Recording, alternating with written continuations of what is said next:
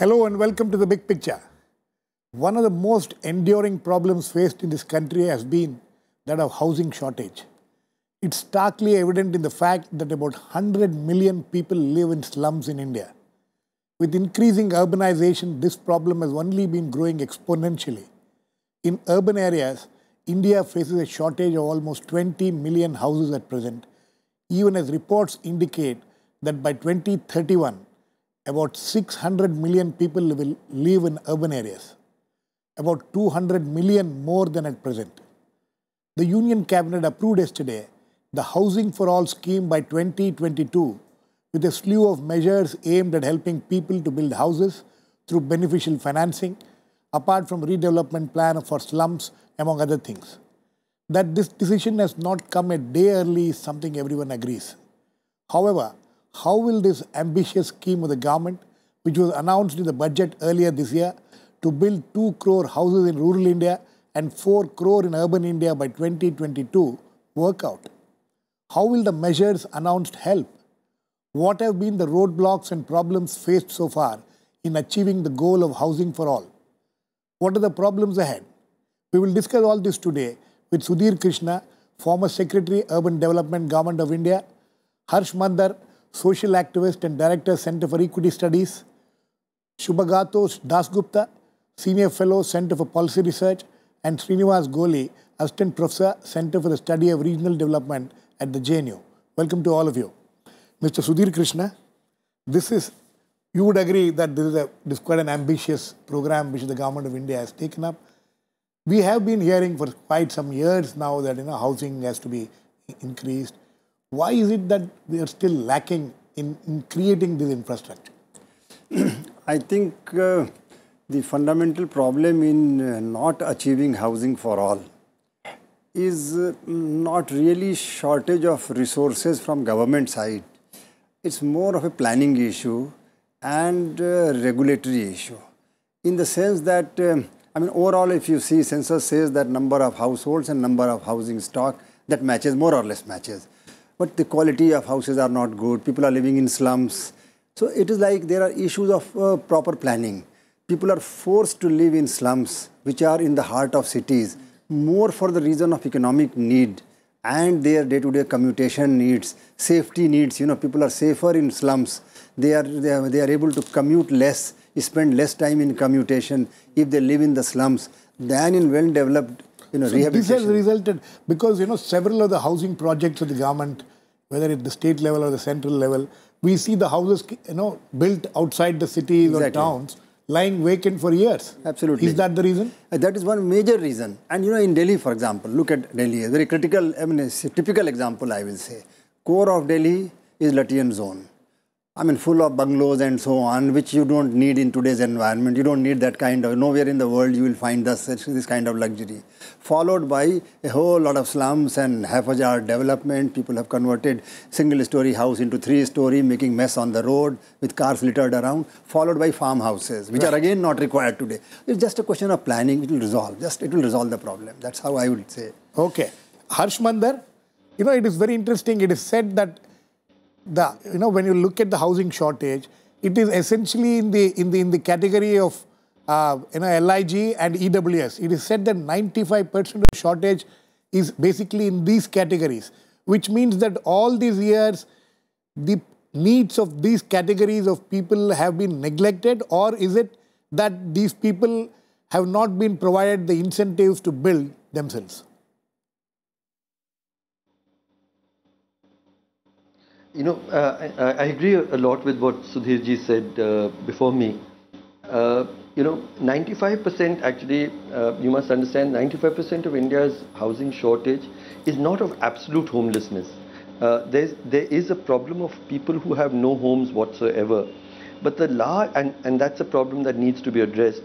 But a much larger 95% of the housing problem of India is people who live in housing not fit for human habitation.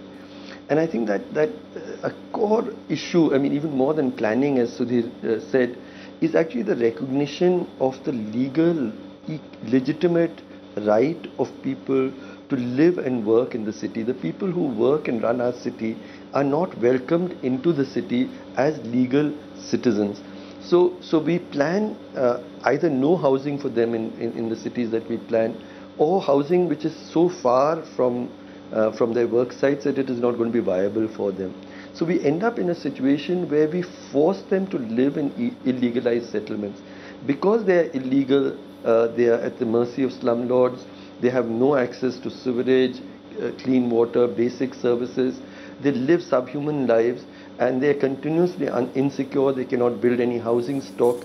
So even if the state did nothing else, I mean, investment is really important, but recognizing legal tenure and planning spaces for people who work, working class people who migrate into the city and work in the city to live legally is really important. But we also have to think of a whole spectrum, you know, right from homeless shelters to working men's, working women's hostels. We need large rental housing. But, you know, I mean, working with homeless populations, I find there's 1 lakh, 2 lakh single men in the city, for instance, who are sleeping on the streets in Delhi, for instance, only because they are working, they're sending money back home, but they can't spend any money on housing because there would be no money to left home, to send home. So basic social rental housing, dormitory housing, working men's hostels, women's hostels, then rental housing of a slightly higher category, to self-owned housing, to upgraded slums. It's this entire spectrum that requires to be done. Okay.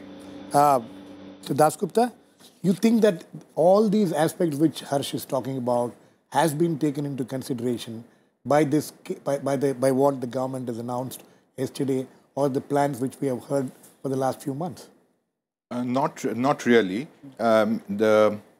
The announcement yesterday of the cabinet approval was for a scheme called Housing for All 2022, which is focused only on ownership housing. Exactly. So it in one sense can be seen as one of the instruments that the government wants to deploy and is planning to deploy to achieve the bigger target, which is housing for all by 2022. And this, with rental housing, for example, and the variety of other housing typologies and use typologies that are required to build a residential, functioning, sustainable city and thriving city need to be addressed through a variety of instruments. Means we do need a rental housing policy. There has been some new legislation around some of this, and one needs to see the evolution of the environment around housing itself as we discuss housing for all to be a goal for India, which has been there for a while, and it is only recently, means in the last 10-15 years, that when the government of India has kind of reached an economic, has had enough revenues to put directly into housing for slum dwellers, that the scale of this debate has gone higher. So it means across all countries, the interesting part is that when the governments have enough resources in their hand, they pick up an issue like this. Okay, Srinivas? Yeah.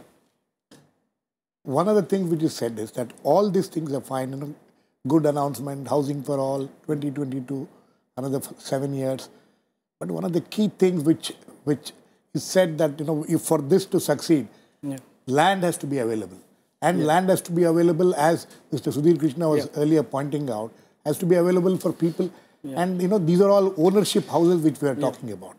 How many, you think, how much land is available within the cities? And, you know, how much will it be available for these categories of people, especially the EWS and the lower categories? Land has been a problem in the cities. Basically, if you see, after 5th five-year plan, where we have talked about land ceiling by the government for the housing, but that has been not done properly. And if you see even cities like Mumbai, where the 50% of this land is in the private hands, where we are constructing this housing for the poor, EWS and as well as LIG income groups, both the groups. So that could be the one major reason why these houses constructing for these two groups are basically not sustainable. Not available, actually. Not available. And land is, that's a land major is one problem. of the major issues. Sudhir, Krishna? On land, I will say that it is not available on the face of it. But if you look around carefully, it is available. How? In the urban area? Yes, in urban area. In all parts of India? In all parts. I mean, I will say one or two examples and which we can generalize safely, I would guess. One is that, there are redevelopment, and use higher FAR. In Delhi, we have done the government colony in Moti Bagh and now this Iskidwai Nagar. These are all middle class localities. We can change. We can go in for, there are junior quarters also in Sarojini Nagar and so many other places. Go vertical, redevelop. And in redevelopment, if part of that is given away to the non-government sector, you generate resource. That is the one part of it. Redevelopment is one part. Number two, grow vertical. With proper infrastructure and mobility connection. You can have higher, egress and ingress of people on the roads, No, you have been there. You have sat in the hot seat. Yes. You are saying that it can be done. What has been the problems for doing these things? So we have done, I told you that we have done this. In Delhi? In Delhi we have done. Which are the other cities in India which has had this kind of development? In other cities, the government colony, more projects we had mooted. And I'm sure it will be taking shape now. But even in private properties also, if higher FAR is permitted, which in the revised urban development, regional and development, URDPFI guidelines, notified just a few months before. It has been notified, I think, in March of 2015. And in that guideline, it is proposed that you can go higher, provided infrastructure is made available. This higher FSI, higher FAR will allow, and we don't have to give individual houses. Anywhere EWS houses have been given as individual units. Yes. Today you can find 4 floors on that. Absolutely. Anywhere and everywhere in India. So therefore, there is no need to give to individual, the EWS and LIG category or anybody for that matter. Any individual plots, individual houses, we should discourage that. Grow vertical and housing problem will be substantial. Because we should not take away agricultural land just like that, to convert into. Yes, Srinivas. Yeah, that's what I'm talking about. Like the TDR, which is the transfer of development rights for developing, that has been completely failed. Okay. Has failed because that what the reasons are is telling is why has the TDR failed? TDR is a slightly different transfer of development. The transfer of development right concept is like leapfrogging into future when base is not right. TDR concept is to avail by very few people. But what I said that the TDR, I'm not saying it is not good. It is required, it is possible in a given framework. But forget about TDR for a while. Existing areas which have, because suppose you provide a BRT system, immediately the road can carry more people. Immediately houses can go vertical. Suppose we mandate that every locality shall recycle the solid and liquid waste. Then you don't have to load the trunk infrastructure. So you take care of waste, sewage, and then water requirement reduces if you recycle the sewage and reuse it, and if you have public transportation system. The last thing remains is power, which you can always supply. Power is not an issue. People live here or there, they consume same power. You have to consume. Exactly. Point I want to say. But however, if, we are discussing this topic in a context of only the city level. But I want to say that this issue should be looked at the macro level. Like macro level, that what kind of urbanization process is going and what kind of emerging urbanization patterns in India. Okay, if you look at the smart cities are supposed to come up. Not only the focusing on smart cities that are not going to solve our problem. We should look at the genesis of the problem. Unless you don't solve the genesis of the problem? See, if you look at the urban growth process in India, at least from the last 2 decades, see, most of our urbanization is the metropolitization of urbanization. Right. Earlier, it was 35 urban agglomeration consists of 50% of the urban population. Now, 53 urban agglomeration in 2011 census consists of 43% of the urban population. So, unless you develop, why this, and one more thing you have to realize is in 1991 to 2001, it is the natural growth which is used to contribute more to the urban growth. Now, in 2001 and 11, it is the rural to urban migration which is absolutely contributing to and the more. That will increase actually the rural. And the annual exponential growth rate is actually increasing, which is declined in the other 2 decades, which is slightly 0.01. So which means that you're saying that the migration from rural areas to urban areas is going to increase further? My point is we need to focus not only on our metropolitan cities or mega cities, urban also on smaller but towns. we also focus on the smaller or medium-sized cities, so that we can stop the problem. Harsh, this policy which the government has approved, which the cabinet has approved yesterday, also talks about bringing in private sector getting into the act as far as building houses for these people are concerned. With this is something which we have heard and seen in the last several years also. The private sector is supposed to come, the land is given to them, they are supposed to provide a percentage of that land towards EWS and LIG categories of people. How successful has been that effort, and now how successful do you think it will be now? I think private investment, the idea that private investment is, for-profit private investment of the real estate structure, real estate is going to address the problems of housing for the poor is completely unconvincing to me, because even the small amount of requirements like you see in places like Gurgaon, where they've had to address, but they've done it in ways that are easily available, and people extend their own houses. There's very little really housing for the poor that anywhere in the country has been really done by the for-profit sector. I think the state has to do it.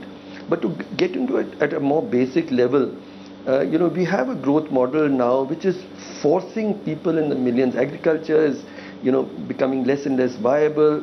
Millions of people are fleeing agriculture forever. They're coming into the cities. But when they come into the cities, we have not planned the cities for them. We don't welcome them. We treat them as illegal, illegitimate citizens, as I said. In a city like Delhi, it's hard to believe that the number of people living in slums is maybe 35%. It's contested because of the illegalized slums, 40%. But the amount of land that they have is only about 5%. Much of it is marginal land, low-lying land, and even that we don't accept that they have a legitimate right to do it. So I think that before we really, if we really commit ourselves to housing for all, we must say that a smart city is a city which has enough living space for its working populations near, and they'll have to be downtown in the center where they're close to their places of work. And I think that commitment of equitable, inclusive cities is there. And as I said, also for a lot of these people, purchasing housing is going to be very difficult. You need working men's, working women's hospitals. You need this entire range. When you have a construction worker site, for instance, a high-rise is going to take 200 workers, for instance. We should make it mandatory and really implement the fact that you build a workers' colony for 2 years for those 200 workers and their families. They won't become homeless. They won't, move into slums. So there's a whole range and that spectrum of housing and social housing, and I think it has to be largely public investment. It's not going to be private for-profit investment that is going to solve this problem. Would you agree with that, Sudhir, Krishna? I'll come to you. I entirely agree with Mr. Harsh Mander's point on rental housing. I think that is one area.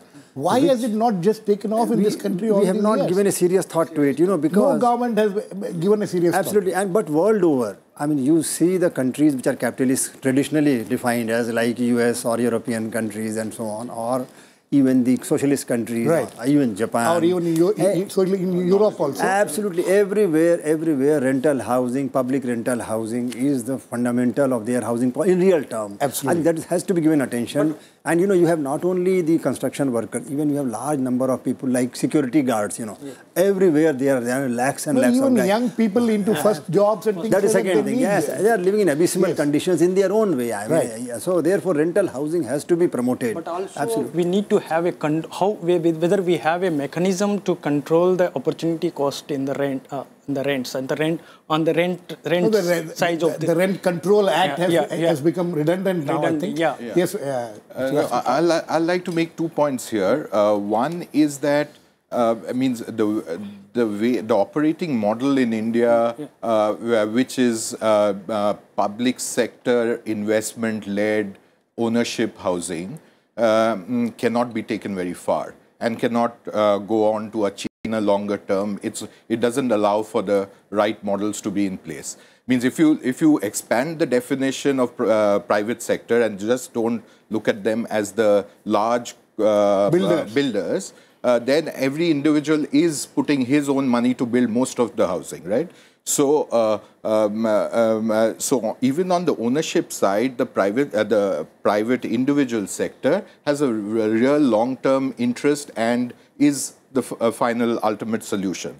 But in providing housing across the city in an egalitarian manner, there are models of rental housing where public investment is attached to it, will allow for achieving even private investments for rental housing is something which should be quite viable. Yeah. Absolutely, I would say that private investment should be, because private investment means entrepreneurship has to be developed. Yeah, absolutely. I mean, everything government means the quality of government housing has been nobody appreciates all over the country. I'm not saying it's the DDA or Lucknow or some development authority, housing board of this or that kind of state uniformly. It doesn't work, but regulation is required. Yeah. Because unfortunately in our country, all regulators have become developers also. Development authorities are also developers. Building, developing, monitoring, planning, regulating, everything. So there is a conflict of interest. Absolutely. Also they lose the moral right to be the monitor or regulator. So they must focus on good regulatory mechanism. The real estate regulation bill is also. We have discussed that also. So this, the land acquisition bill is key to this, to the success of this housing for all. Would you say that? Real estate regulation. Real estate regulation. And also the land acquisition, because land has to be available. Yes, that is true. And Harsh Mander, there was a lot of talk. We have been hearing a lot of talk in the last decade or more than a decade, 2 decades actually, about in situ development of the slums and things like that. But that doesn't seem to have taken off to the extent that it should have. Yeah, that's the other thing. I mean, that we need to recognize that the slum dweller who has come in and living in abysmal conditions, human conditions in slums, is not responsible for the situation that he or she finds herself. They had to come into the city to survive, and the city does not have legal places where they can get affordable housing on rent or in any other way, and therefore they are in slums. So the recognition of the right of those slum dwellers to the settlement where they are in, but not completely on an as-is, where-is basis. I mean, once you give legal rights, you need to redevelop the entire slum so that you can have sewerage, you can have playgrounds, you can have schools within that same campus to rebuild in situ the slum, giving legal rights to the slum dweller. And in India and the world wide, the experience has been that if you give a slum dweller nothing in terms of vertical construction, you give basic, drinking water and sewerage and legal rights over the land, gradually the people will themselves use their entrepreneurship. That's the private sector that we need to develop, but not the for-profit private sector. On this one thing, I sort of respectfully would disagree with Sudhir. I think that I really feel that the private sector, the real estate sector, the building sector is into windfall profiteering in India, and the housing for the poor, rental housing, has to be primarily a public responsibility. Okay, very quickly, last words, very quickly. Yeah, I'm not with the private rental housing. I'm going with the public. Mostly we need the public investment into the rental housing. No, I just in support of the scheme that has come out, I think that there is opportunity, if it is communicated well, that there is a beneficiary-led component to it. There is a slum rehabilitation part which can be designed as an in situ scheme, means the town planning schemes of Gujarat can be applied there. And then the interest subsidy can be combined. So there is an opportunity to look at it for in situ incremental housing, but it will depend on the last word is connectivity. I will say transit-oriented redevelopment. People should be relocated where they can commute well and they feel safe. I think it's a slew of measures which needs to be taken. And it's good start saying that housing for all, but It's a very ambitious scheme. As all my panelists have pointed out, there are several things which needs to be done if it has to be successful. We'll wait and watch how this will develop. Thanks to all my guests. Please keep watching. We'll come back with another issue, the big picture, same time tomorrow.